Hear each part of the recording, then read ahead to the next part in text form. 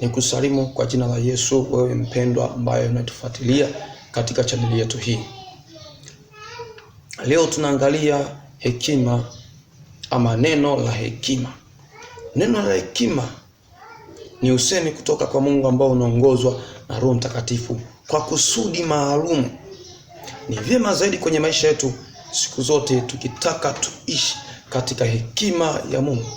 Hekima ya Mungu inapatikana katika neno lake, katika kusoma maandiko matakatifu, katika kuwa muombaji sana, ndiko hekima ya kimungu inakopatikana. Kwa nini tuhitaji hekima ya kimungu? Tunahitaji hekima ya kimungu kwenye maisha yetu ili kuwapita wengine.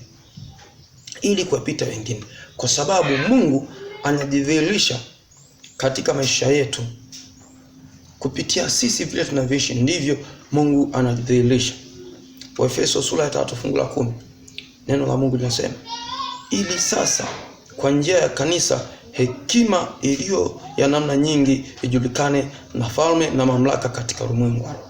Katika ulimwengu wa roho tunaweza kushindana katika ulimwengu wa roho tukiwa na neno la hekima kutoka kwa Roho Mtakatifu, tukifunuliwa, tukipewa usemi maalum kutoka kwa Roho Mtakatifu. Ndivyo katika ulimwengu wa roho tunaweza kushindana.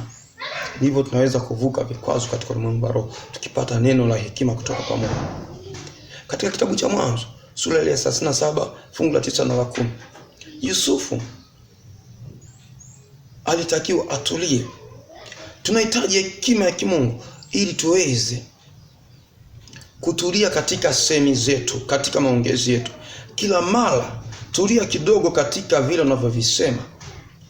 Mpe Mungu nafasi, mpe Roho Mtakatifu nafasi akupe neno lake. Maana kuanguka kwako ama kuinuka kwako kunategemeana na watu. Yoshua 1 fungu la 8. Yoshua hakuwa na injili, Yoshua hakuwa na vitabu vya ufunuo. Yoshua hakuwa na vitabu vya mashairi. Yoshua alikuwa na vitabu vya Torati peke yake.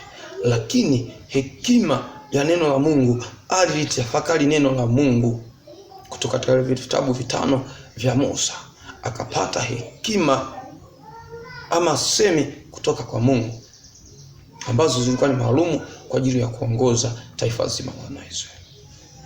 Tumeangalia kwa ufupi kuhusu neno la hekima. Mungu ndiye kutupa vipindi zaidi na nafasi zaidi